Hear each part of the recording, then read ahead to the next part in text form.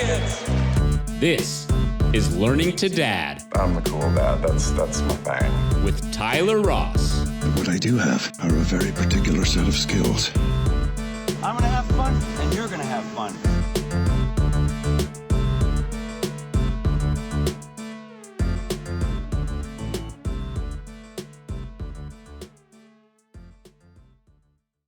All right. Hello and welcome to Learning to Dad with Tyler Ross. I am Tyler Ross. This is our first video interview. You know what I look like now.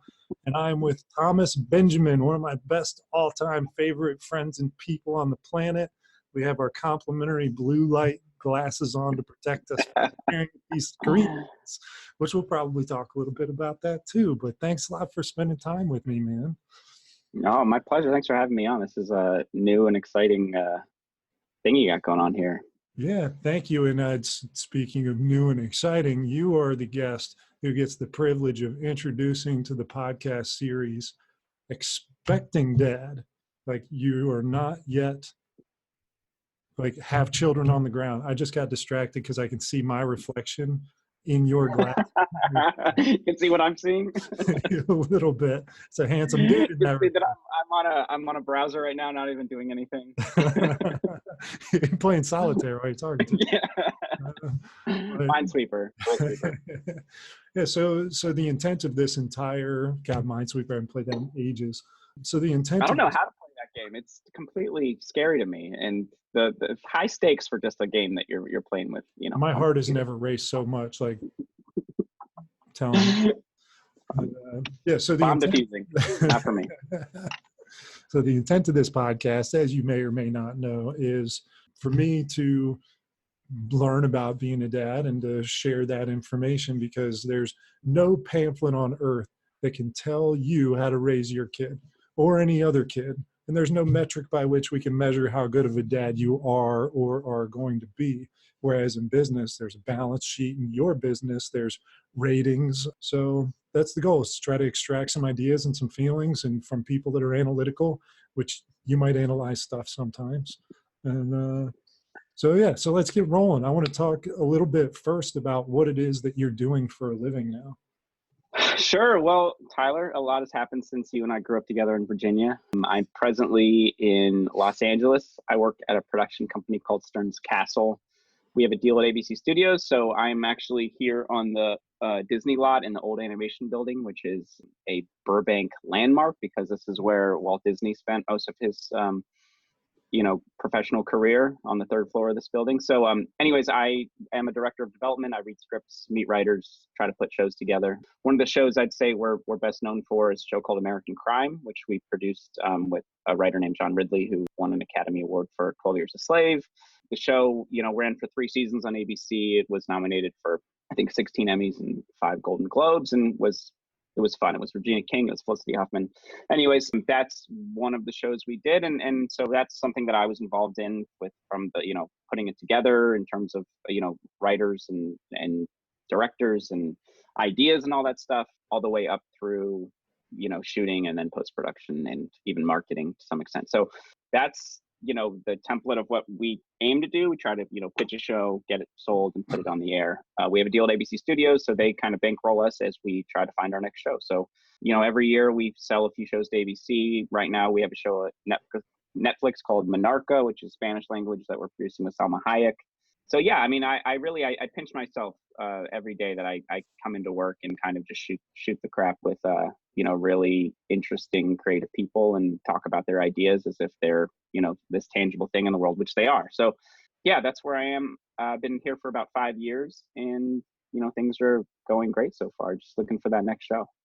Well, and I enjoy talking to you about this so much, and we could probably bore listeners with it. But I know there are a lot of people out there that I'm sure would love to break into movies on one side of the camera or the other, and either in LA or these other places that are making it easier to bring films in. But I'd love to hear about kind of your start. Like, what was your introduction to this industry and where?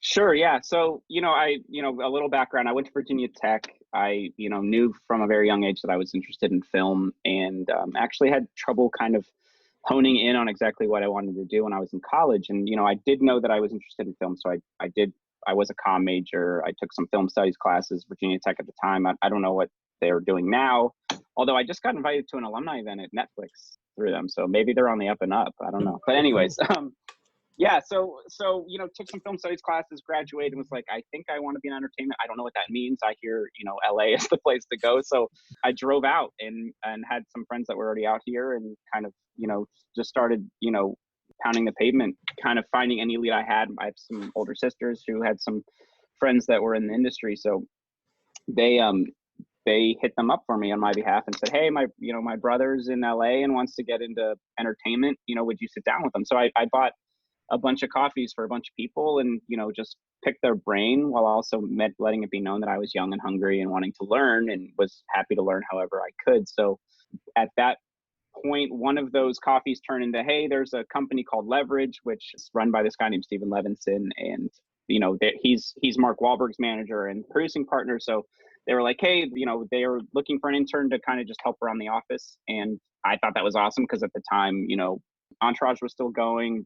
Boardwalk Empire, I think, had just started, and I don't know, there's a lot of cool, fun stuff going. So at that point in time, that was production company, but also, their management company. They had, I don't know, 5 or 6 managers at the time, and maybe, between 70 and 100 clients, mostly actors, but some writers and directors. And so I was just putting together furniture and running errands and doing all sorts of stuff. And then at one point, one of the assistants left with one of the managers, very, scandalous, kind of in the middle of the night, went to another company, and one of the managers needed an assistant to help out on the desk, just answer phones and whatnot. And I jumped in and made myself be helpful. And so through that, he was looking, I thought I was just going to be helping out, because at the time I wasn't sure exactly if I wanted to be an assistant or go be a writer, or, there's a million routes you can take when you're out here. But I seemed to do a good enough job where he actually offered me a job and said, hey, this could be fun. Why don't you can learn the ropes through, being an assistant. And through that, I was able to, kind of learn the ropes, see how the industry works. It was interesting, because he had a lot of acting clients, and I was at the time calling up casting directors and pitching, his clients that I didn't really have any skin in the game with. And so that wore on me very quickly. I think I can be a good salesman, especially a production company, when you believe in an idea. But when you're kind of pitching writers to casting directors don't want to talk to you, that I gave up on that quick. I was like, I'm not a manager. I don't want to be a manager. I'm very much interested in the creative process. I like his, writers and directing clients. I like looking at their pitch documents and their scripts, and analytically kind of looking at that stuff. But the other stuff I don't like. So I knew I liked some things, but I didn't like being a manager, and they were kind of grooming me to be a manager. So at that time I was like, I'm just going to get out of here. So I actually ended up going to New York, because everyone should listen to this, needs to be young and in New York at some point in their life, because it is, it tests your mettle, it toughens you up, and it's just such a fun, fulfilling experience, because, New York is a city that's amazing. It's a magnet, but it's a magnet that gets polarized differently at all times. It pushes, it doesn't want you there ever. So it does toughen you up. And, anyways, I can go into the whole thing about how LA makes you very soft. And, there's that song that talks about New York making you hard and LA making you soft. It's very true. But anyways, I was in New York. I was working at ABC doing some daytime development stuff, which, I'm not a 45-year-old woman. I don't really care about daytime development or daytime television, but it was, a way to pay bills. But I met my wife, who we'll be talking about here in a little bit as well, because she's a, kind of a big component of this whole pregnancy thing. Some might say even 50 to 75. Anyways, but we met, we fell in love, and she was like, hey, so what's your long-term plan here? And I was like, I'm young and in New York, and it's all good. I'll figure out what I need to figure out. And, I'm still young. And I think, it was one of those moments in your life when she said, well, you're not that young. And I realized in that moment, I was like, you're right, I'm not. And if I want to be on a career track, which I've always talked about, I kind of need to get back on that career track. So at that time, I started just using every piece of goodwill that I had at ABC to work, every kind of relationship I had to find a job back in LA, because as listeners may or may not know, there's not a lot of, scripted television or even movies in New York. There's productions going on, but, the hub of development and especially, scripted, is in LA. So, one interview, turned into another interview, which, I didn't get those, and, it was actually a good thing. But I was, and please stop me if I'm going on too long, but one thing turned into another, and I was able to get a job offer here at this production company. My boss, his name is Michael McDonald, was leaving his job as head of development at ABC Studios to start a production company. And to me, that was the perfect opportunity. And it was just going to be him and someone else. So doing a lot of, menial tasks, administrative stuff, but also being on the front line, for everything. And I was like, this is how I make up for whatever lost time. I lost about 3.5 years in New York. Was like, this is how I make up for it. I'm going to be on the front lines. I'm going to pay him whatever dues. I'm going to take whatever steps back I need to take to get, ahead in the long run. And he hired me. I jumped in a bus, went down to Virginia, bought a car, and was out here 8 days later, and have been at the production company ever since. And again, that was 5 years ago, and I've risen through the ranks. He's promoted me, and we had American Crime the first year of our development, which doesn't happen, and that snowballed into other things. And so we've been here for 5 years and going strong. So that is a very light explanation of where I've been and through career-wise, but it's been a really fun journey. And I think it speaks to, your original question was about how does, someone do this? And I think the answer, and what I love about meeting with writers or other producers, and we talk about kind of our route to where we are presently, it's so interesting to me because every story is so different. A lot of people come up through agencies, or some people come up through management companies, some people start at studios, some people start in the page program at NBC, and it's just, there's no one way. And I think it's, my kind of mantra is, as long as I'm learning, I'm in a good place. And as long as I'm, creatively fulfilled, I feel good about things. So that's really the bottom line. It's like, just hustle, man, have good relationships, because it's a small town. It's all about relationships, and you don't want to burn bridges, because, it's a true fact that, yesterday's assistant is tomorrow's, studio head. And so it's really all about hustle, making relationships, and, being in the mix. Well, I can testify to your being in the mix and hustling, because I've known you for so long and known your intentions for so long. Would you say that, I know you kind of answered the question in your response, but would you say that your trajectory is totally atypical, or is that not unusual for people in your industry, and particularly on the trajectory you sought, to bounce around a lot? Yeah, I mean, I would say I did take a bit of a tangential move when I went to New York, but part of that move to New York was, and that's part of what I didn't really explain, was the way I made that trip back to New York was Lev, the head of Leverage, Stephen Levinson, was producing a show in New York. So I used that to get to New York. I worked on set with him for a few months, and that was probably one of the crazier experiences in my life, just in terms of working for someone on set, and someone with a personality like that. Greatest guy in the world, but a total maniac in the best way. And so that at least got me to New York. That got me 3 months of experience, of like basically boot camp experience of being on set, doing all sorts of things. So to take that and then be looking for a job and then working for ABC Daytime, again, it feels tangential. It feels like it's atypical, but at the same time, what I went to ABC for was the Katie Couric show was starting in New York, and my boss had brought Katie from her CBS evening show to the daytime, and it was really interesting because it topically it's like daytime whatever, but at the same time, your people on these shows they're producers, they're producing stories. It's all about storytelling, right? So I was like, okay, that's what this is. And at the same time, I've used a lot of the skills that I developed working in daytime development for the job that I do now, because again, it's putting packages together. We did a show with Reverend Run and his wife, and that whole thing, doing that on a crazy tiny budget and making it have to work in about 2 weeks, that all translates. It's different forms of storytelling, but again, it's all producing, it's all doing those things. So I'm a little bit off script in terms of what you asked, but the point is, I think that the atypical story or journey is typical, because no one takes it any one way. And it really depends on what you want to be doing. I think, there are those people that come out here, have a relationship, work for a writer, if that's what they want to be doing. The writer, creates a television show. They get on in the writer's room, or they, work for their company and become executive through their company.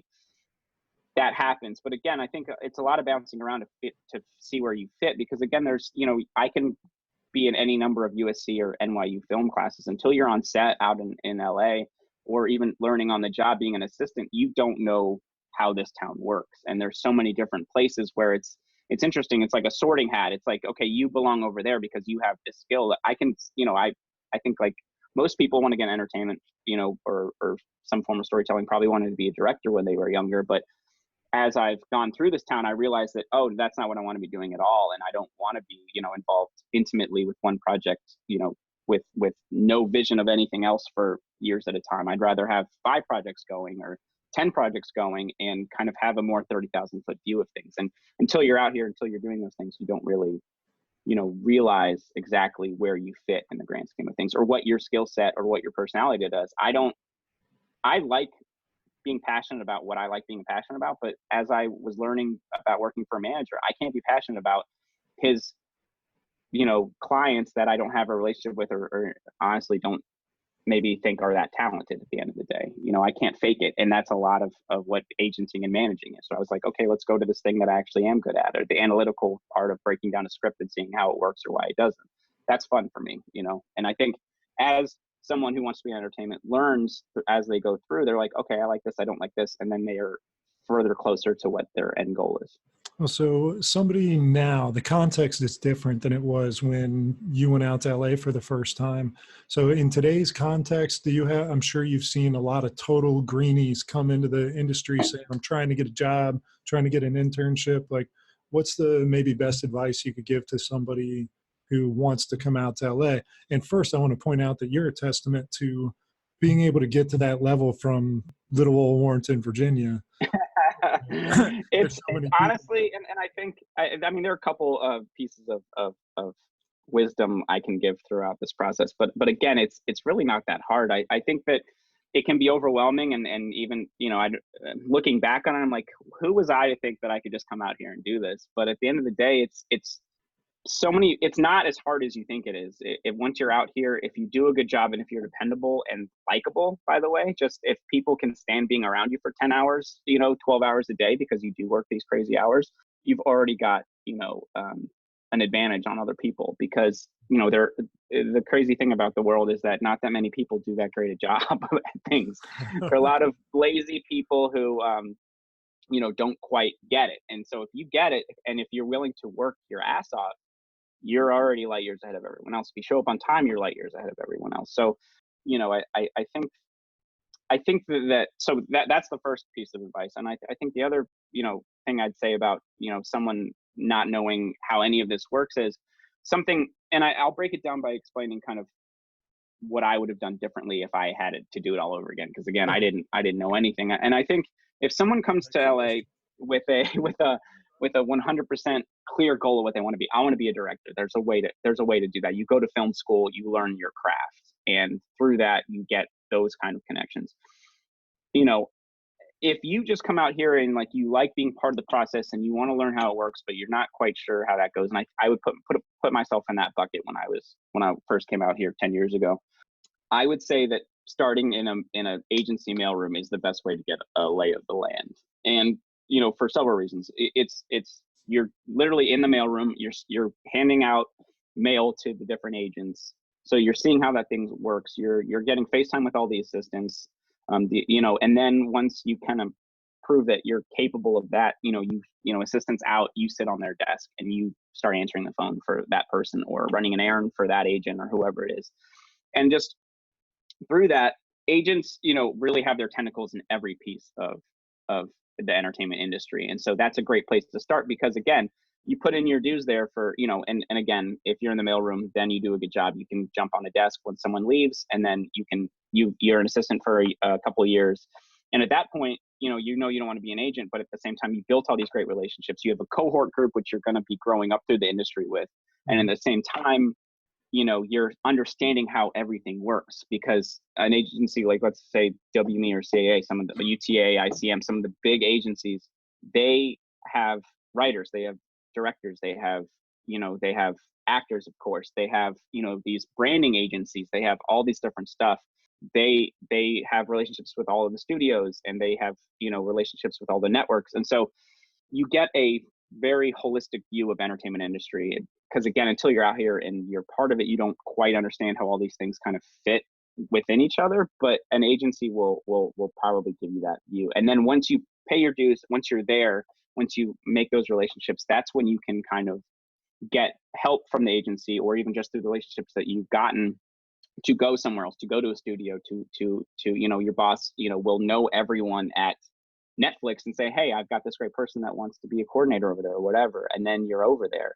And again, it's in their best interest too, because now they have a loyal person who's worked with them for 2 years now at Netflix. And so they can call you up and say, hey, what's going on in your department? What's going on at Netflix Originals right now? Oh, we have a need for this thing. Oh, well, hey, you know, this writer's looking for this project. What do you think? And so again, it's all about relationships and showing up on time, having those relationships, doing right by people, and then, you know, figuring out what you want to do by understanding exactly where you best fit into the whole, you know, puzzle.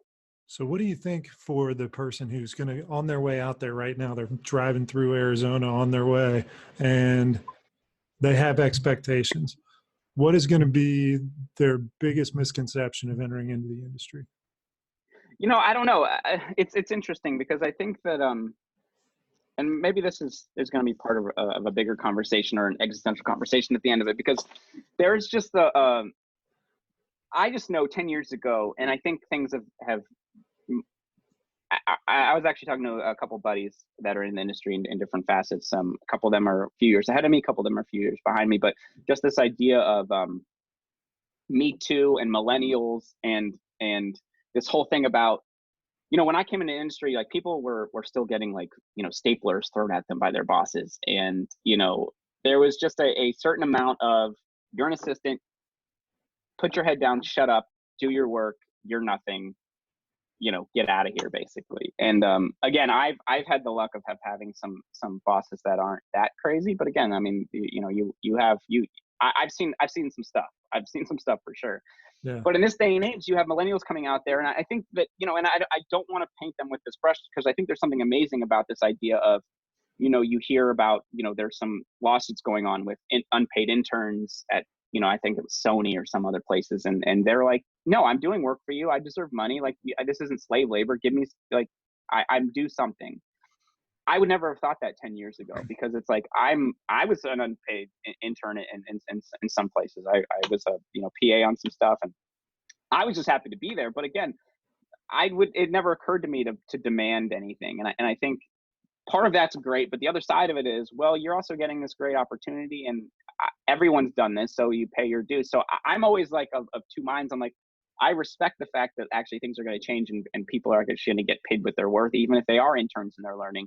But at the other side of it, it's like, I'm like, I put in some crazy dues and made it work by doing odd jobs on the side to be able to afford this experience, and why should it be different for anyone else? So I think the misconception is that it's easy, or that you're entitled to anything. But again, I don't want to slip into that trap of like millennials just expect the world, because I don't know if that's necessarily true either. I just think that they're kind of not willing to put up with what maybe I was willing to put up with, but I don't know why I should have felt like I should have. Other than that, it's just, this is how things have worked forever. Is that really a reason to tell people to toughen up or suck it up? I don't know. So the misconception, you know, just of the fact that you really have to pay your dues, and it's not going to come easily. And I think that I've met a lot of people. I've had interns at ABC. I've had interns here that seem to have a lot of expectations and aren't willing to do the hard work. And that's when I'm like, what are you doing?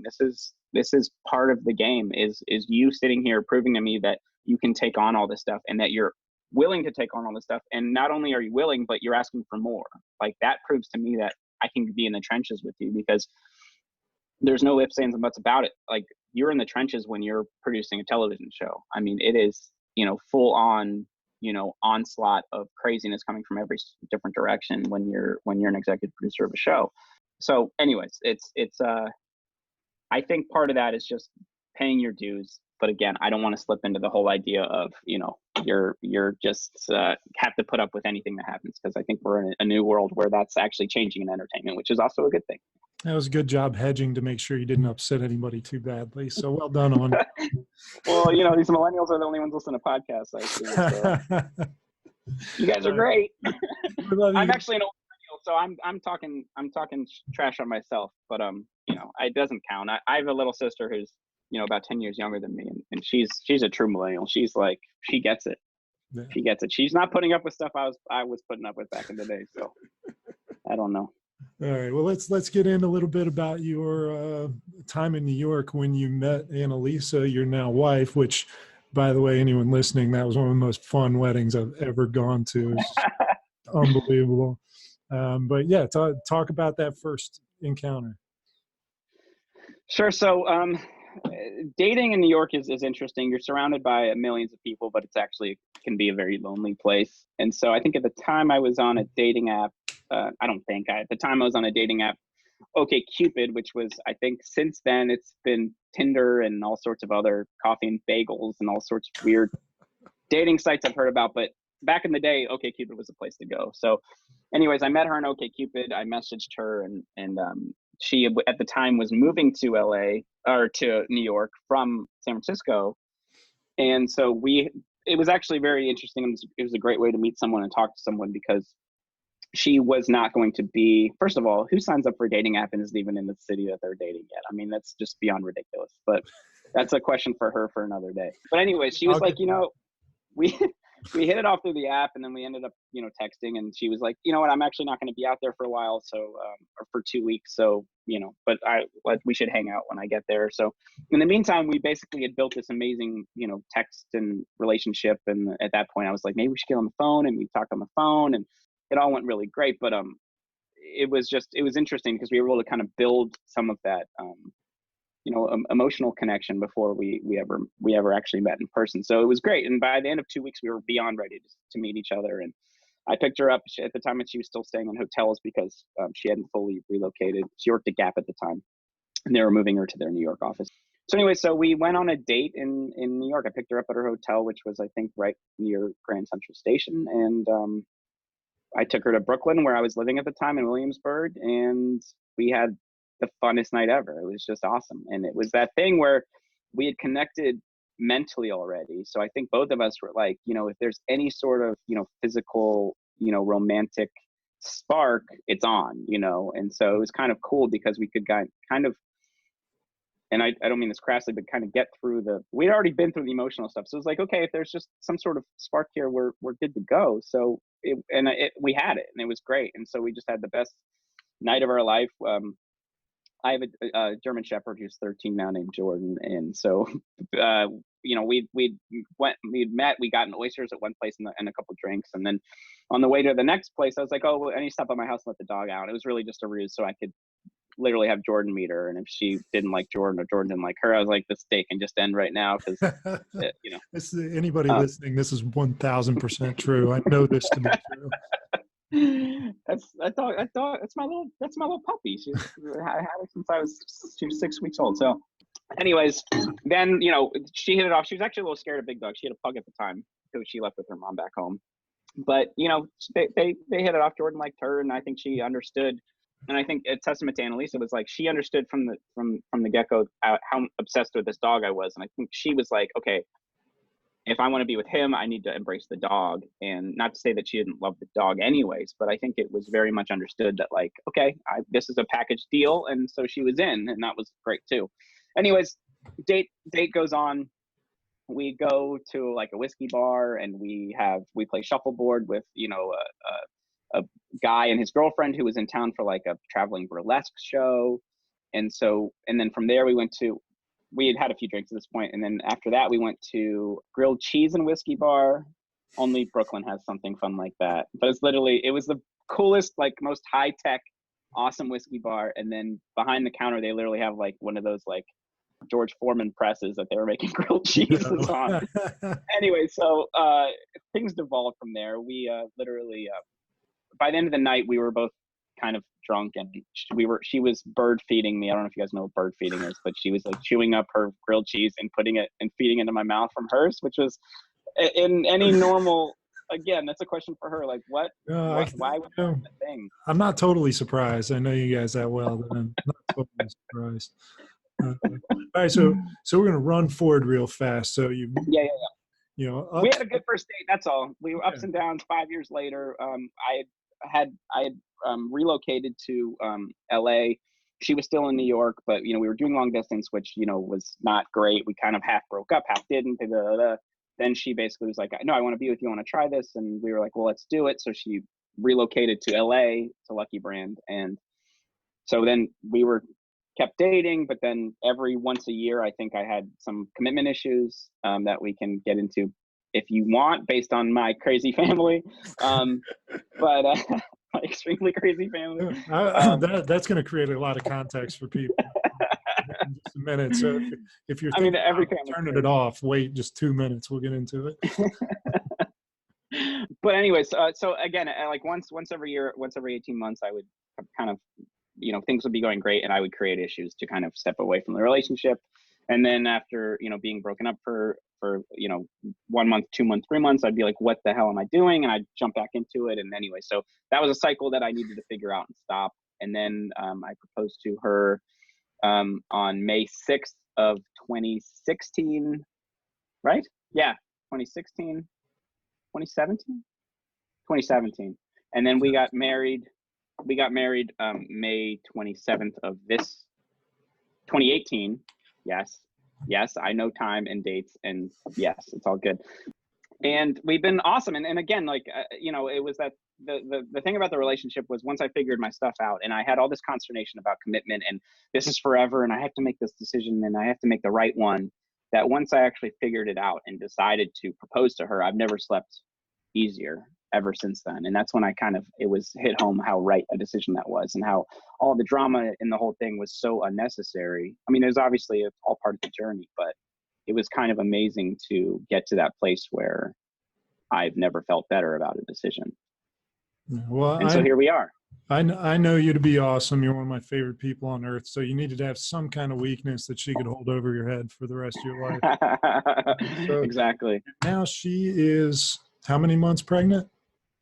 7 months yesterday.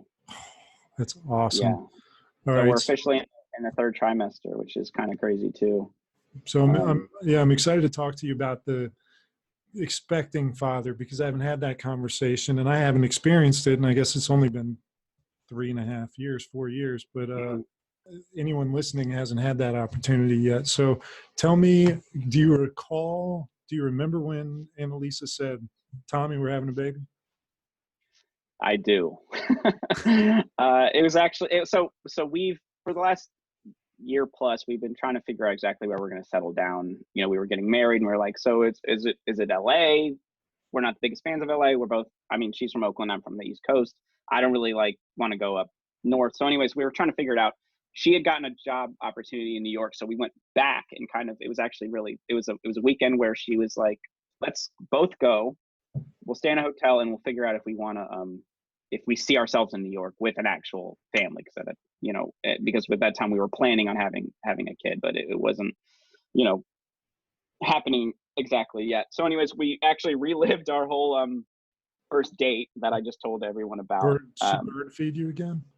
We didn't bird feed. We should have, but we went to Extra Fancy, which was this oyster bar we went to, and then we went to this other place called Maison Premier. I say Maison Premier, and then she laughs at me because it's not how you say it in actual French. Anyways, another really cool oyster bar.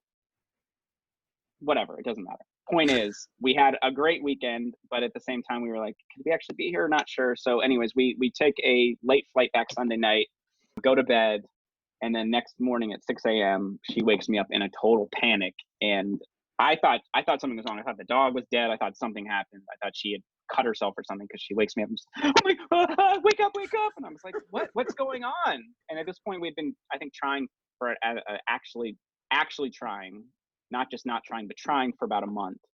And she was like, I just took a pregnancy test and I'm pregnant. And she was like, she was just having like a panic attack. And I it was 6 a.m. I was groggy, and I was like, I couldn't understand, because I was like, I thought this is what we wanted. Like, haven't you been trying? Haven't you been like literally like, by the way, Annalisa, as you know, is very type A and what had me on a schedule of sexual intercourse.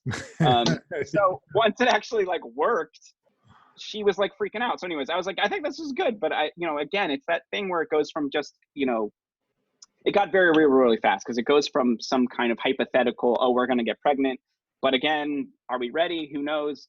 Fate will decide. And then also,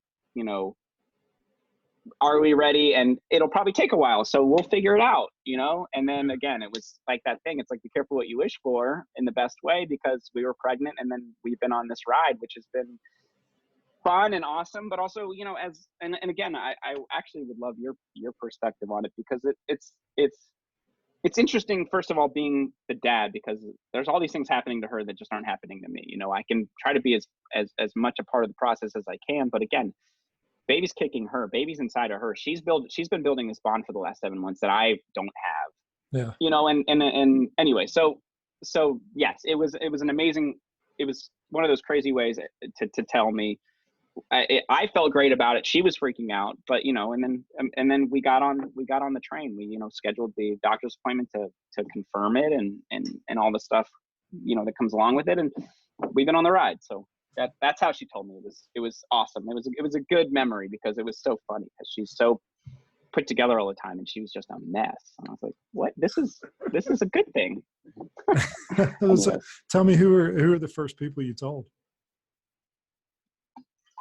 Well, we actually got in a little bit of a thing about this, because she ended up telling her mom that day and didn't tell me until 3 days later. So I thought it was, and again, it's whatever, it's her mom, but it's like, this is our secret for a second. I like the fact that we had a little secret that no one knew about. And then I don't know, I felt like she kind of, not betrayed it, but kind of just made it less special. And then after I found that out, I was like, okay, well, we need to start telling my family. So we told my mom, and then I think we waited maybe another week or two to tell the rest of my family. And I've 4 sisters and big family, so it took a while to make go down the phone tree.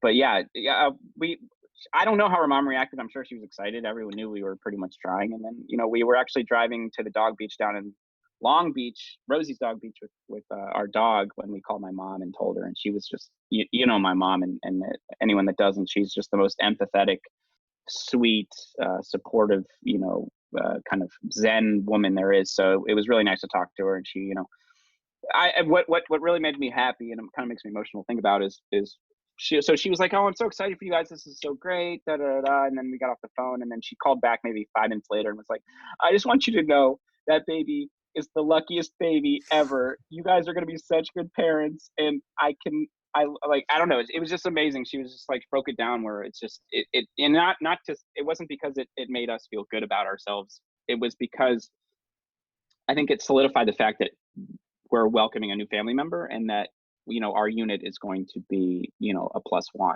And it's, thinking about, surrounding the wagons and just looking at things from a nuclear family perspective. I think it just underlined the fact for me, like, wow, I'm now the dad, and we're building this family, and this baby is going to be living a life that we are procuring for it, So I don't know, it was just really emotional, and it was just such a nice way to put it for her. And again, did make us feel very nice, because I do think we have so much love to give, and this baby, will be blessed, I think. No, I couldn't agree more. I think exactly the same as your mom. So this is a good opportunity to segue into the context of your family as a whole, because you have one of the more unique breakdowns of family trees that I could think to conjure. So could you give us like a quick summary? Yeah, sure. So my mom and dad are both German, like off the boat. They have accents. My friends like to make fun of their accents separately. Hunter, I don't know if you know Tyler, but Hunter Guerin has like the best impression of my mom. When he makes fun of my dad, it's like, and I'm like, I don't know. I don't hear it because I grew up with that. But anyways, and so I guess, so I have 3 older sisters, and then I was the first one to be born in the US. And then when I was like 4, my mom and dad broke up, and then my dad, he started to have a relationship with this guy named David, who is now who is not now, who is my stepdad, who has been, in my life since I was 4 years old. So about 30 years. And again, it's funny because now our family, is very much, I think, a great unit, and everyone's great. But, those initial years were very tough. My sister, first of all, just the whole, kind of having a gay father, now it's, I think people have much different views of kind of, gay parents or gay relationships. But, when I was growing up in 1996, 97, I mean, it was very scary, not scary, but almost embarrassing in a way. And I'm kind of ashamed to say it, but again, all you're trying to do is blend in and not be different, and be tough. And then, so to have this kind of a gay dad, it was kind of this kind of really, it was a tough emotional thing for me to kind of deal with. And again, I think my commitment issues aren't coming out of that. It was just an interesting growing up. David is awesome. David is very loyal to my dad, and they have a great relationship. And Christmases, everyone comes together, and it's quite nice. So everything's good now. But again, there's a lot of drama when I was younger. And then my mom, I guess when I was 11, she ended up having another kid with a boyfriend at the time. So I have a half sister who I mentioned earlier, who's just the best person ever, and is now working on Capitol Hill. And it's just shows an example of how bright our future is. But yeah, I have, 4 sisters. There's a lot of, feminine energy flowing through my veins and through our households. And, I have an atypical kind of parent situation with my dad and David. But, just to speak to kind of how that my whole commitment issue speaks to what I'm, I guess, bringing to my new family is, and why it was hard to commit with Annalisa is this idea that, I think my dad would say that he is bisexual and loved my mom as much as he could, and he thinks he's probably lucky because he can, as where only half of 50% of the population is available to you or I, Tyler, he says that 100% of the population is available to him. He can see beauty everywhere, and I'm like, okay, that's enough explanation. But just from that, I deep down inside of me feel like my parents got together when they were young. That was kind of what you did when German youth, you get together, you start a family. That's all they knew. But then for me, it's like they shouldn't have done that, and my dad should have known better. And I think part of it's my story about it, so I don't know if it's true or not, but my story is that they should have known better, and my dad shouldn't have put my mother through that. Like, I think that he probably was more gay than straight, and therefore he didn't do her any favors by kind of dragging her through this life, and then them getting divorced, because obviously he needed to live his true life, I think. Mm-hmm. So out of that, I found it imperative that when I made the decision to get married, that it was forever, and that I was not putting Annalisa in any positions where I was going to take it back, or it wasn't going to be forever. And so anyways, through a lot of therapy and a lot of soul searching and a lot of, long, exercise sessions, it was imperative that I figure that out before I put her through it. And so, whereas I think under normal circumstances, I would have been like, I love this person, she's amazing, she fills, every hole that I have, in terms of what I'm emotionally lacking. She kind of, is buttresses all of that. It would have been, I could have come to that conclusion a lot sooner, but I needed to be sure, and that just caused a lot of stress and anxiety. And I think that was based on my upbringing, the fact that there was a lot of insecurity going on with everything that was going on when I was growing up. So that answering? Yeah, most definitely. And I'd be interested to know, you're bringing up therapy, that I'm sure there are a lot of couples that are either thinking about getting married now, thinking about having a kid, even have a kid. Do you have anything that you could say that might kind of soften the blow to a man or woman's pride to say that they don't want to go to therapy? If I'm understanding your question correctly, it's am I advocating, would I advocate therapy, or is there a way to explain therapy maybe that's the better question. One, do you advocate it? And two, for somebody that you would advocate it for, how would you open them up to it? Just quickly. Yeah, so no, for sure. Annalisa and I, part of me proposing and part of me being like, okay, we are on this track to get married, and this is for good, because obviously, as you can imagine, she had a lot of trust issues around the fact, would I take this back, after a certain amount of time, if I got cold feet again or got scared, or, whatever has been going on with me, was that we would go to therapy and kind of figure some stuff out together. And so we went to couples therapy with this great woman here in Burbank, and at the time, and we just become engaged. We were in a honeymoon phase, and so there was not really any kind of, impending kind of doom of any kind. But the idea was to go to therapy wasn't because we need to fix necessarily like this huge issue we're about to break up. It was, hey, we're about to get married. Stuff's about to get really real in a lot of ways. Like, this is forever. This is a huge commitment. There's going to be a lot of stress coming at us from all sorts of angles. Let's go talk to someone who is a professional at this and can help give us the tools that we need to be able to weather the tough times, because God knows there's going to be a lot of tough times. And so through that, I think that was the best way for me to frame it, because people are like, why are you guys going to therapy? What's wrong? I'm like, nothing's wrong. Everything's great, but we want to keep it great. And so we're going to go to therapy, and we're going to learn how to talk to each other, to communicate better.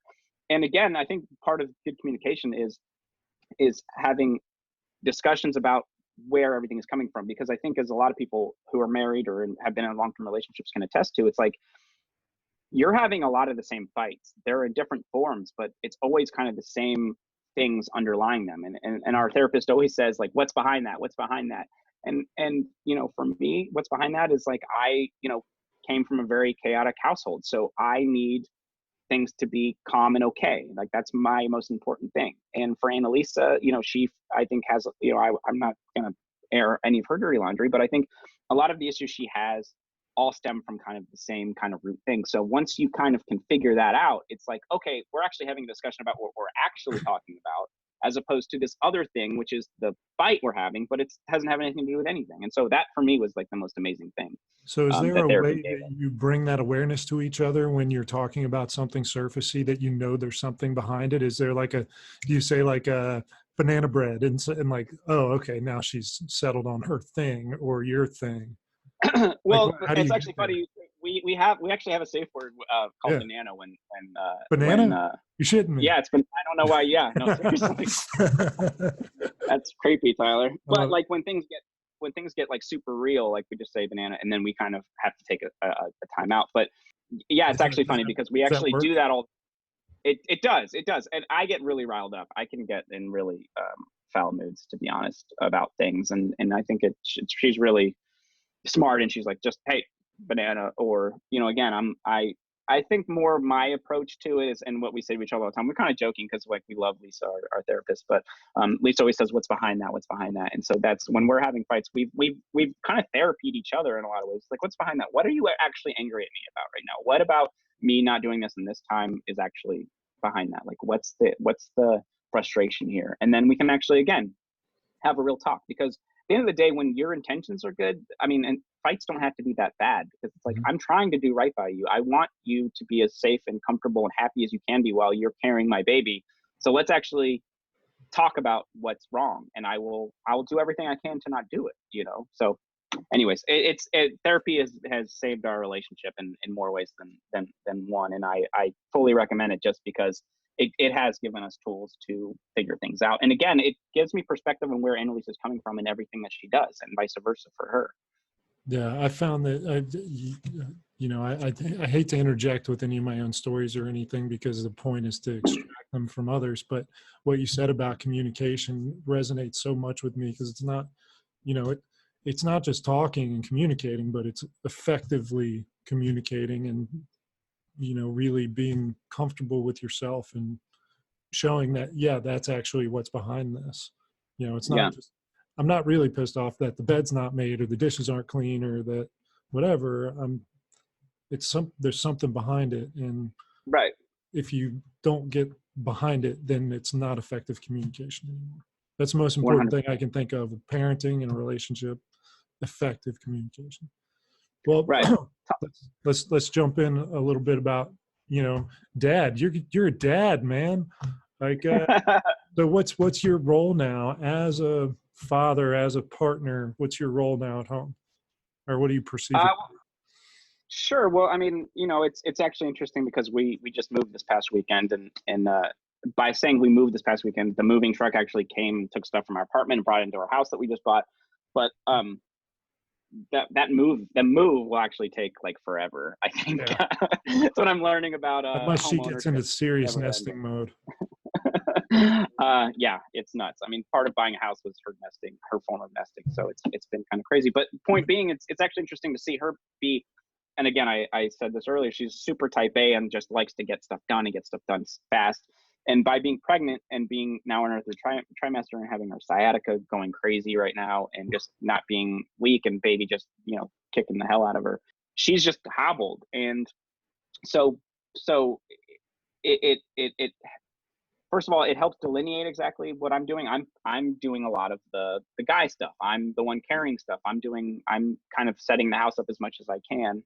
I mean, and again, so it's just interesting because she's not usually in that role. She's not vulnerable in that way. So for her to actually say, I need help, I feel bad for her, but at the same time, I'm like, okay, this is actually her asking for help and this is me delivering it. This is me being able to, shore up a weakness that she has at the moment. So that's kind of what and I think that's maybe a bigger metaphor for her being pregnant is like, I'm just trying to support her as best I can.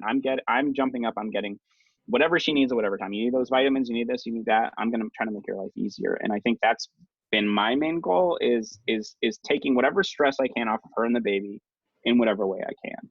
So, I mean, that's kind of been my main focus. It's making her feel supported. It's making sure that I'm going to all the appointments that I can and making sure she feels good about, the fact that, in LA, you need daycare basically before the baby's born. You need to get on a list. So just kind of handling that stuff and making sure that we're at least on wait lists and doing all that stuff. It's, and again, it's just my form of making her feel supported. I think I'm just trying to support her in every way I can. I'm looking for every little thing I can do to make her feel like she's has a partner in this. Because again, she's lifting most of the weight right now. I feel terrible that I can't do more, Yeah, I think It's tough.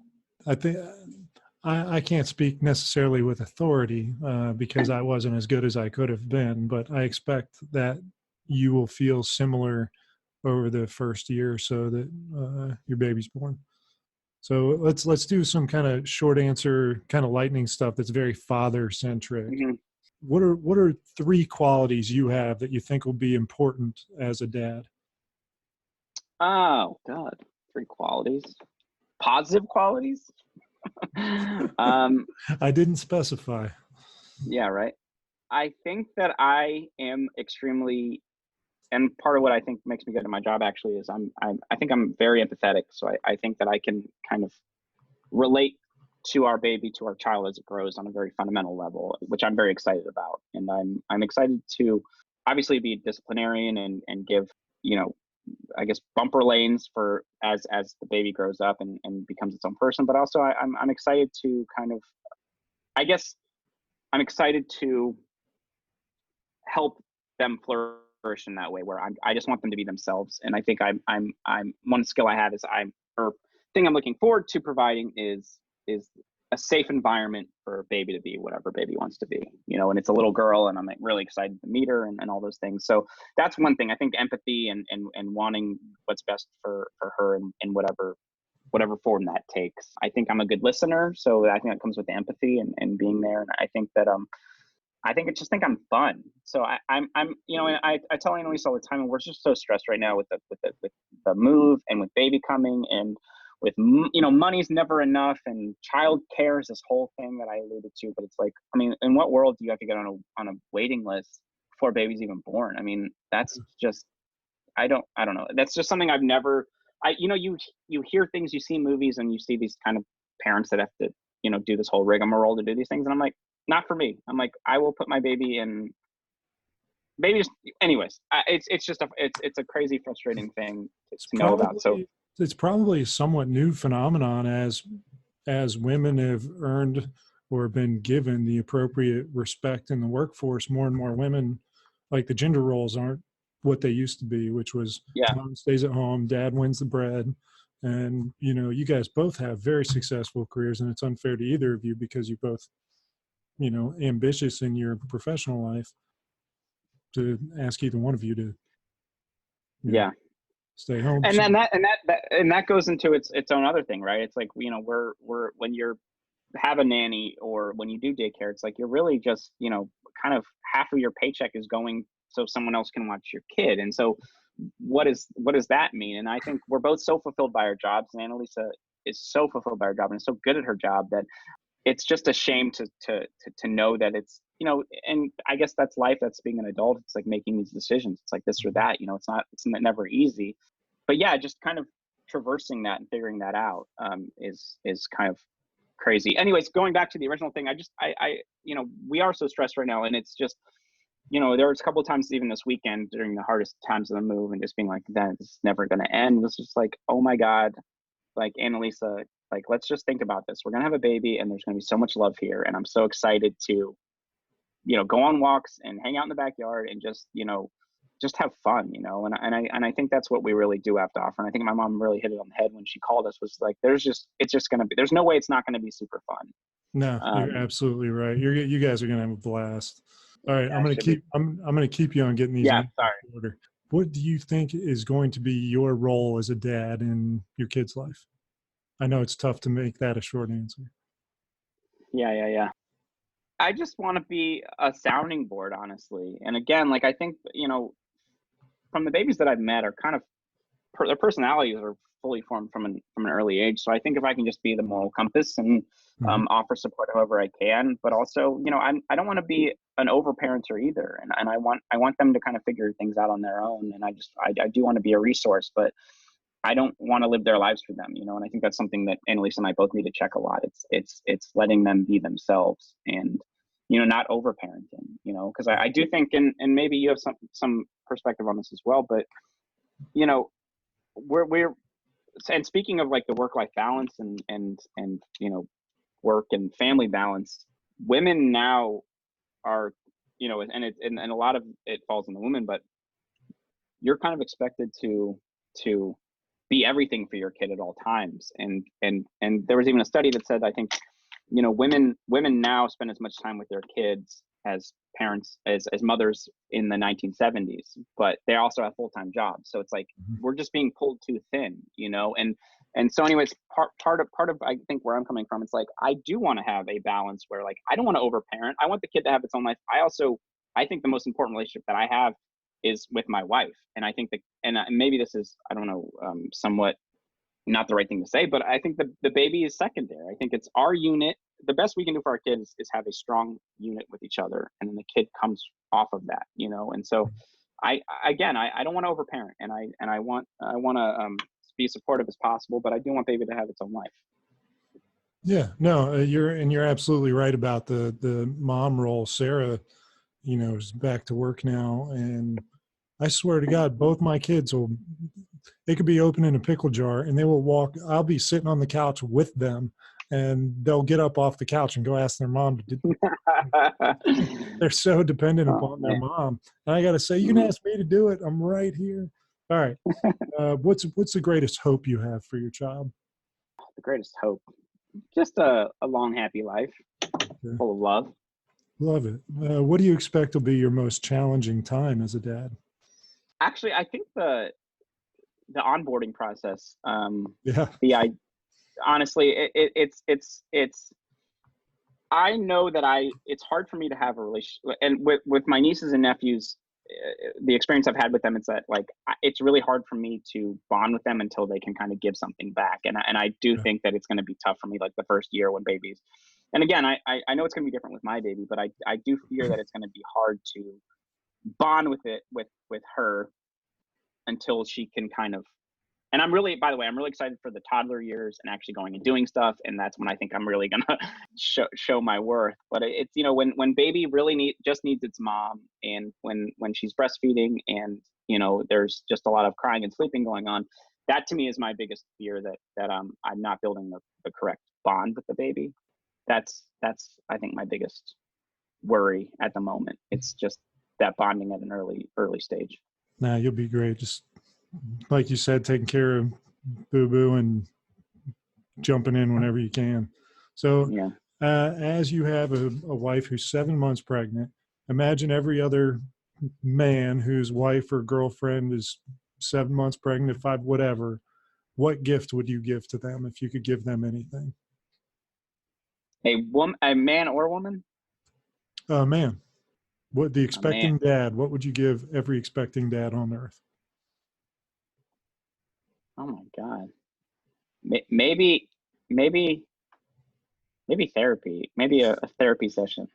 I love it. Honestly, I love it. just like a moment to be able to, and it doesn't. Let's not even call it a therapy session. Let's talk. Let's give it an hour just to air grievances, because as the supportive partner, it's my role is not to complain. So being able to complain for an hour about things high and low, I think would be a great gift to give. I love it. That's great. Now, this is a question that I told you I was excited to ask you, but given our friendship in your industry, who's your favorite TV or movie dad? You know who I've always liked? It's Coach Taylor from Friday Night Lights, and I think that maybe speaks more to just the relationship between the parents, because that's a relationship that I've always wanted to emulate, because I think that they're just so honest and open with each other. That relationship from a, in a TV perspective, I think is one of the most aspirational relationships on there. And I think that from that, there's a great communication, and there's a great, they've got a great situation going with their kid. And I think there's open and honest communication. And I think they're both kind of getting fights, but it's always in a really kind of clear and communicative way. Outside of that, probably Tony Soprano. I don't know. Walter White. Yeah, that's a very supportive. I'm going to say when Tony Soprano, you're going to be in the waste management business here pretty soon with all those diapers you're going to be changing. Can't wait. What's on your list of something as a father that you will not do? When I'm a dad, I will never do this. Before, and like I just alluded to earlier, before it was this idea of I'm not gonna be jockeying for spots in daycare, but as I'm doing that, I'm first of all realizing that there's a lot of things I probably will say that I will never do that I will definitely be doing. What will I not do as a father? Yeah, I really don't foresee myself kind of putting up with a bratty kid, I guess. I just won't do that. I don't know. Yeah. I don't know if that's a legitimate answer, because it's like, you're going to have a bratty kid and you're going to have to put up with it. But I don't know. I have this image in my head of if kid's going to act up, I'm just going to leave the room and be like, no, not doing it. But that's going to change. I did that to my son this week. He was under the bed. He didn't want to brush his teeth. So I just said, all right, good night. Turn the lights off and close the door behind you. Okay. I like that. No, it's funny. Bye. Every night. Yeah, bye. Bye-bye. It's every night. It's the same thing. You brush your teeth every day. We can do it the easy way or the way where I drag your ass out from under the bed and stick the toothbrush in your mouth. Right. It's always the latter, and he thinks it's hilarious. The hard way. I'll go with the hard way. The hard way is the fun way, Dad. I think that's on you. You keep giving him the option of the hard way. Yeah, I do. All right. So what kind of dad, when it all goes down, would you like to be remembered as? I think just supportive, an unconditional lover, really. And I think that's what I've always wanted, or from a parent, is just unconditional love. Because I think once you have that, you're everything really else falls into place. It really does. Yeah. All right. I pulled up a website that's got some baby questions. I'm gonna throw at you real quick, just because some of them are silly. How many diapers do you think you're going to go through a week for a year? Best guess. 3 times a day times. How do you do that, Matt? That's already hilarious that you think it's going to be 3 a day. 5 times a day? Oh, you'll just find out. I don't know. 3 seems like a lot. All right. Let's see. Uh-oh. Yeah. When are you going to buy your first minivan?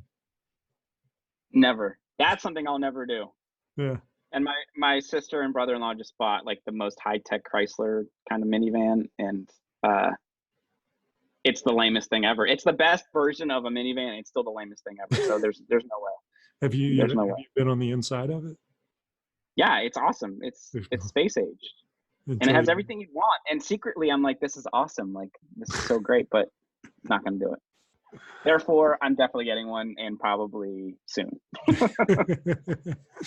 All right. Who do you think is going to be the disciplinarian, you or Annalisa? Annalisa. Yeah, Annalisa for sure. Where are you most excited to take your baby? Just show your baby off. Oh, to show my baby off? Yeah, I know. Both of my kids went to the same place for the first time. Like, we left the hospital. Their first place was Old Busted Brewery. Was their very Oh, first. that's fun. Yeah, Yeah, maybe brunch at like Firefly or somewhere, just like just to hang out. And honestly, it's just a test to see if we can have a normal life with baby. You know, I think that first time is going to be stressful. So, yeah, we'll see. Yeah. But maybe brunch of any sort would be good. Brunch. By the way, we don't have brunch out here yet. Well, it's something to aspire to. I'm sure brunch is never going to happen, but No, it'd be a nice fine. idea. Until they start moving around, you'd be fine. Babies in their little carrier thing, or a snap for dad. Is that the technical term, the little carrier thing? The little carrier baby thing. We've graduated from that, and it's a distant memory. All right. So, having a girl, do you have any girl-specific concerns? Not really, and I've heard from a lot of people that girls are a lot harder than boys, which I'm sure it makes sense. But at the same time, like we actually had thought for a second that it was going to be a boy, and was convinced it was a boy, and then anyways. But point being, like, I was kind of scared to have a boy, but then I was like, you know what? I'm actually looking really forward to, you know, raising kind of responsible, respectful, good men in this world. I think that's such an important thing in this day and age. So I embraced it, and then the doctor was like, oh, it's actually a girl. So I just think that I'm so used to feminine energy. Like I said, I'm surrounded by women. Annalisa, the dog, all my sisters, my mom. No, I actually feel really good about it. I think it'll be cool. I think it'll be great. But what do you think about the contextual difference in our eras? You know, like, we grew up in the, you know, basically 90s kids. You know, you have any concerns about the world that you're introducing your daughter to relative to the world that we grew up in? Oh, totally. Well, first of all, and not to get too political, but I mean, just the idea that the Earth is warming, and, you know, the oceans are rising, and there are these crazy storms coming at us, and, you know, we're in LA, and there's a lot of, you know, fires going on right now and whatnot.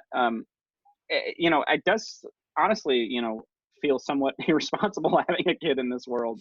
Yeah. But you know, what I always go back to, it's like this idea, like, you know, maybe our daughter is part of the solution, and I think we still have time to figure things out. But again, the world, you know, and for better or worse, is just more complicated than it was when we were growing up. I think you could, you know, I very much was raised in a neighborhood where I could just kind of go out, get on my bike, and go wherever, as long as I was home by dark. I would go to the pool all day, and that's where I was. And you just can't do that, especially in LA, in our neighborhood. It's like, that just doesn't fly. I mean, that's just, you know, I guess would be even looked at as bad parenting now. So yeah, I'm overall, it's like, it's a shame that, you know, and maybe it's part of just being in LA, and I'm not, you know, back in Warrenton, and that's a guilt that I have. Like, you know, I think everyone wants their kids to kind of have their growing up, and we had an idyllic growing up. It's green and nice and lush, and there's grass everywhere, and that's an amazing thing in Virginia. And here, while you have it to some extent, it's just different. You know, it's desert, and you're always reminded by the fact that, like, there's no water. And it's just like kind of a desolate kind of thing to bring a child into. So there's some guilt there, but, you know, again, it is what it is. We're put on this earth to reproduce to some extent. I think that's what we're kind of programmed for, anyways. And I'm just keeping up with the Joneses. All right. So Tim Ferriss, who you probably know who he is, asks a question that one of my favorite questions to ask. It's the billboard question. Big billboard on the side of, you know, the biggest highway out there, bumper to bumper LA traffic. They're going 6 miles an hour. So it could be a fairly large message because everyone's driving so slow, but what advice would you give to expecting dads that they would all get benefit from, that would fit on a billboard? I would say don't take it personal is a good one. It's not about you, honestly. It's not. You're in a support role, and it's just about and I think going back to it, and part of I think what makes a successful person entertainment, and what I would hope would be a successful partner, parent, everything, it's to be of service, and I think that's part of it. It's just be of service. Cool. I love that. What are you most looking forward to about being a dad? I mean, just in general, just watching this little person grow, and have a personality, and kind of see things for the first time, and yeah, I mean, I think there's so many things that we take for granted and are jaded by, and I look forward to those moments when you can kind of see things for the first time through a child's eyes, and to be able to be there on her journey as she grows up, and to, at the end of the day, and I think that's part of maybe the question about how I'm remembered. It's like I was always there and supporting her, and being, and again, it's her life, but to be able to say that I took part in somehow of the development of this human, I think is kind of an amazing and awe-inspiring thing if you really think about it. Yeah, Richard Branson is on record. I'm going to butcher, so forgive the paraphrasing, but it was like, don't measure the success of my life by, X, Y, Z, but, by my kids. Yeah. It was perfect. It is. I think it is. It's leaving a legacy in certain ways. I mean, that's part of me running around, and I hope she's and I'm sure she will be, but a positive member of society that ends up, being additive. All right. So do you have any questions? I've never asked that question before. Why not? Well, yeah. First of all, we probably have to have this conversation offline, but I mean, I'm curious what your perspective is on all these things, and like what you think your biggest job is right now. Like what is your actual job description, would you say, as a parent? Right now, with a 3 and a 4-year-old, I probably have to say being an example, because they are sponges, and we don't give them the credit that they deserve in terms of their ability to understand things and their capacity to feel things. And I mean, I don't care what any book or pamphlet says, they are so much more pure and in tune than we are. And so I feel like it's my job to, particularly when I'm in front of them, be the very best human I can be, communicating with my wife or communicating to them, or the way you treat, somebody who might be looked at as your superior or your inferior, or however you want to measure it. Like, everybody gets kindness and love and respect. And I feel like that's kind of my biggest role anyway. I dig that. I get that. Yeah, for sure. It's not so right away, but because, they don't perceive quite yet, I don't think, but at 3 and 4, definitely. Yeah. I get it. That's good. I'm always so curious also about the fact that, your kid at some point is going to realize that you're mortal. And I think that, it took me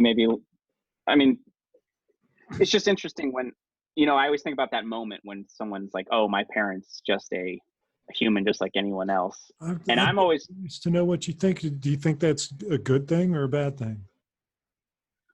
Well, I think it's an inevitable thing. So I think my biggest question is, should I just fail early to get it out of the way, so they don't have to put me up on a pedestal that they don't need to, But in very seriousness, I don't know. I think it's a balance, because I think that there's something magical about a parental figure that makes you feel so safe when you think that they have the world in their palm, But at the same time, I think it is also can be destructive if you have this idea of them going too late into life, and then whenever that realization comes, it's how do you break an old habit in a way that's been building up forever? So I don't know, I kind of struggle with it, like exactly what the expectation is, and that's part of, I think, being the example, right? It's like, of course, trying to live your best life, but then how do you show that you're fallible at the same time without Well, let me pitch this to you and scarring them? yeah, tell me what you think.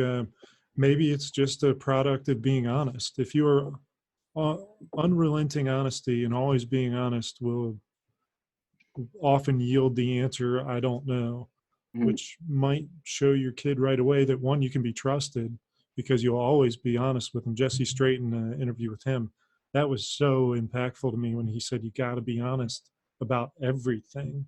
It's so easy to say because I said so or whatever when you're explaining something, but the honesty might reveal you as, human, Right. and still earn the pedestal in that different way, Right.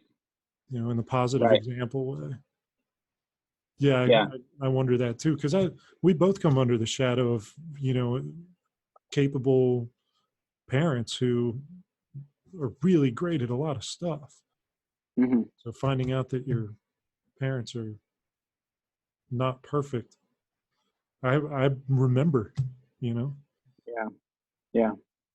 remember. And I think that's also part of the fact that they're sponges, right? And that they are trying to get answers. So why is it a bad thing to just either say you don't know the answer, and maybe that's interesting too, because I'm curious about, I have some people right here with some friends who have kids that are getting into the age where they're starting to ask about sex. And I'm always like, well, what's the right answer there? Like, do you overshare, undershare, give it to them in a context of what it is? But like, does a 4-year-old, because there's the scientific way, like, oh, this is sex, da, da, da, da. And there's also Yeah. like, oh, when a man loves a woman, and it's like, well, how honest are you with them? And I think that also turns into like, what do you tell them about Santa Claus and all this stuff? It's like, I don't want them to call me a liar, but also I do want to give them some magical Yeah. kind of imagination, kind of building stuff. And maybe that comes into the things that we're talking about with the pedestal. It's like, do you pretend there's a pedestal? Do you break it down the pedestal? Because there's also, you want to have magic in being a parent because you're an authority figure, and you also want to be that in your kids' eyes. That's what I want to be. I do want to be someone that they can aspire to, but is also honest. So I don't know. It's an interesting balance that I'm kind of looking forward to striking, but I'm also scared about it. Yeah, we're all kind of experimenting, aren't we? Nobody knows the answer. I guess that's kind of the point of the conversation. But yeah, I actually did talk to Jesse again because he's a farmer. His kids get exposed to like death and the birds and the bees a lot sooner than other kids. Yeah. So I asked him about death, and he was, well, the other one is really about sex because, hmm Daddy, why is that cow on top of that other cow, doing hmm that? And he suggested just answer the question they ask. hmm If the question is, why is that cow on the other cow? Sometimes the answer is, occasionally they do that, and the kid is satisfied. Yeah, maybe you don't have to draw them a diagram of exactly how it works, but Well, since you asked about that cow, let me tell you about porn. That's a big jump. exactly. Just answer the question. Yeah, just answer the question. And if they ask more questions, maybe you answer those. But you don't. Maybe that's actually funny that you say that, because I actually was talking to my boss the other day, and he was actually talking about the death conversation, and has a policy of being open and honest, but it's also like he's also very cognizant to only answer the questions that are being asked. And if they ask more questions, then you give them the answers, but you don't maybe lead into and then this is this, and then that is that, and then that is, it's like, no, just, they're curious, but they're as curious as they want to be and should be in their moment. So just be open and honest, but don't start pulling out the graphs, I guess. Yeah. I think that's a kind of a nice segue. One of my favorite parenting tips is just get the fuck out of the way. Like, Yeah. you don't have to paint this roadmap for them. Like, they'll figure it out. Sometimes your job is to just get out of the way. Yeah, that's something I'll need to remind myself and remind Annalisa for sure. What's going to be For her greatest parenting characteristic, maybe? I mean, I think she has this unique ability to just empower people to the nth degree. I mean, this kid is just gonna feel from day one that it can do and be anything it wants to be. Yeah. That's, how she's made me feel from the jump. She's definitely helped in every aspect of my life, from my career to my relationships. And it's always, helped me aspire to be a better person. And I have no doubt that that's going to be what is in that child. I think, on the flip side of that, I think that Annalisa is type A controlling. And I think we've already had discussions about the fact that it's imperative that we don't, try to control every aspect of this child's life, let it be who it wants to be. Mhm. And again, create bumper lanes. But again, this kid, like, as you say, I think it's a great way to put it. It's like, it's going to get out of the way. It's going to figure things out on its own. Yeah. I keep saying it because, again, it's like this idea in my head of like, until that baby comes, it's it. But we have a name, we know it's a girl. So anyway, are you sharing names yet? we just told, my family's been told, and then we told Annalisa's dad and stepmom this past weekend. But the baby's name is going to be Sawyer, so it's kind of an ambiguous. That name sucks. Don't name your kid that. That's why you don't tell names. What a stupid name. But and then it's going to be, if baby's born in May, it's going to be Sawyer May, maybe Sawyer June if she's born in June, and then possibly Sawyer Rose if she's rosy cheeked. So I don't know. We have some options on the middle name, but we like Sawyer. It's like a nod to kind of literary, kind of our love of kind of literature and humor, and and when I told, I kind of had a list of names that I ran by Annalisa, and she liked some more than others. But when I said Sawyer, I mean, we felt from day one that this baby is mischievous, just the way she tumbles around in Annalisa's belly. So she actually got really emotional when I said it. She's like, that's the name. So we never had a doubt from that moment that she kind of had that reaction. I love that. Mischievous, definitely between you and Boo Boo. Yeah, I think that's definitely a family trait. So.